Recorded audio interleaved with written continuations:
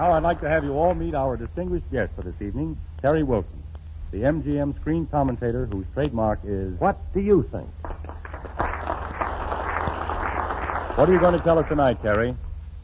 A fable entitled 3 Days in the Life of the World's Worst Worrier.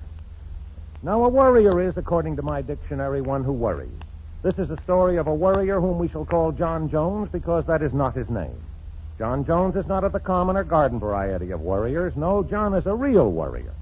Well do I remember the occasion when John Jones, at a social gathering, encountered a feminine kindred spirit. Yes, she murmured sympathetically, "Indeed, I do understand, Mr. Jones. Would you believe it? I can worry myself sick over the tiniest trifles." John Jones arose in righteous indignation. "You call yourself a worrier," he demanded. "Why, I can worry myself sick over absolutely nothing at all." Our story of John Jones begins on a Sunday evening when he has to dinner at his home a lovely lady. During coffee, the telephone rang. It was John Jones' movie producer boss at the studio, who desired John Jones to go to work even at that hour of the Sabbath in order to deliver on the following morning a story which John Jones has said was wandering around vaguely in his brain. The lovely lady, anxious to be cooperative, would not even permit the courtesy of John Jones' escort to her home. She thrust John Jones into his study, closed the door, and summoned a taxicab by telephone. Some minutes later, John Jones was torn from his typewriter by the sound of the lady's scream. He rushed into the living room. "Look," the lady cried. "Burglars, bandits." John peered out the round porthole in the closed front door. At the curb was a blue coupe. In its open door was a man with a saturnine face. Clasped in his right hand was a pistol that looked 7 feet long. Then John Jones heard a small voice. He lowered his eyes. On the doorstep, not reaching up to the level of the porthole, was a small female figure. She wore no hat. She had a tousled mop of brown hair. That was all he could see. But at that instant, it only took an instant, the female dwarf or gnome turned and ran. In another instant, the coupe door slammed and the vehicle disappeared around the corner. No work for John Jones that night. But John Jones did not report the matter to the police. He settled himself down to worry about it.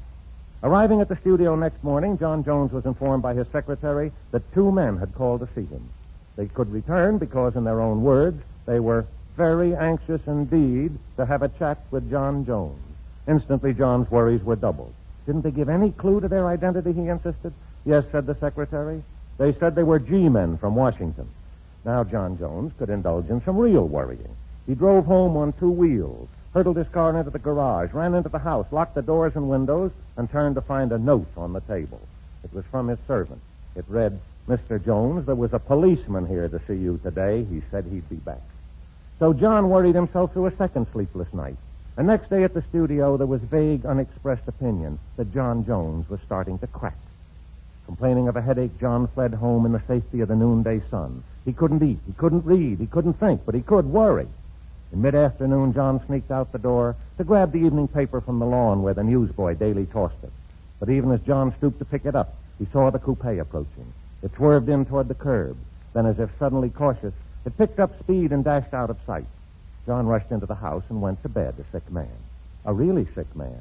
For doctors will tell you that worry is a tangible poison. He didn't tell his doctor what was the matter. Worriers just don't do that. At breakfast on the 3rd day, John ransacked his mind. Although his conscience was clear, he managed without much difficulty to convince himself that the local police had reason to hurl him into the hoosgow, that the government in Washington could invite him to Alcatraz for criminal income tax evasion, and that the blue coupe housed someone sworn by a blood feud to pursue a vendetta with John Jones until his death wiped it out. And then he saw a policeman coming up the front walk. Determined to face the worst, John Jones went to the door. "Mr. John Jones?" asked the officer. "Yes," said John hoarsely. The policeman smiled. "Mr. Jones, I'm a great admirer of your work on the screen. I'm taking a night course in journalism at the university, and I wonder if you'd go over the thesis I'm preparing and give me some healthy criticism." If you think John Jones stopped worrying, then you don't know what a real worrier is. No, the vendetta and the G-men still remain. In mid-afternoon came another bombshell, a telegram. John's nervous fingers ripped it open. "From Washington? That's bad." But the signature was that of an old friend, and the message: "Gave 2 pals of mine a letter of introduction. Please be nice as they're swell guys. They tried to see you Monday but couldn't and went to San Francisco. They'll look you up again next week. Incidentally, they're G-men." John Jones sat down weakly in a chair. But wait, there's still the vendetta. And at that precise minute, the blue coupe pulled up to the curb. John could stand the suspense no longer. He rushed out of the house and up to the Saturnine gentleman, now revealed to be a quite harmless individual, who smiled, said, "You've got quite a lot of mail this afternoon," and handed him a dozen letters. It was the postman. It was all soon explained. Sunday night, the postman had an unlocated special delivery and thought John Jones might know of a stranger visiting in the neighborhood. But when the lady answered the door, the courteous postman had decided not to interrupt if John Jones was entertaining. The little female gnome, the postman's daughter. She was a movie fan, and she'd wanted to meet John Jones to ask him if he could possibly get her an autograph of Norma Shearer. So John Jones was finally convinced that all the mad and mysterious menaces were trivial incidents, until he worried them into horrific dangers. He wouldn't believe that one of the most important philosophies of life is the fact that nothing ever turns out to be quite so bad as it threatens, which has been stated beautifully by a famous man who said that the greatest tragedies of his life were the ones that didn't happen. Of course, on the other hand, nothing ever turns out quite so well as it promises. But the average human being is prepared for this by the knowledge that this is earth, not heaven, and so he acquires a certain skepticism of all promised glory.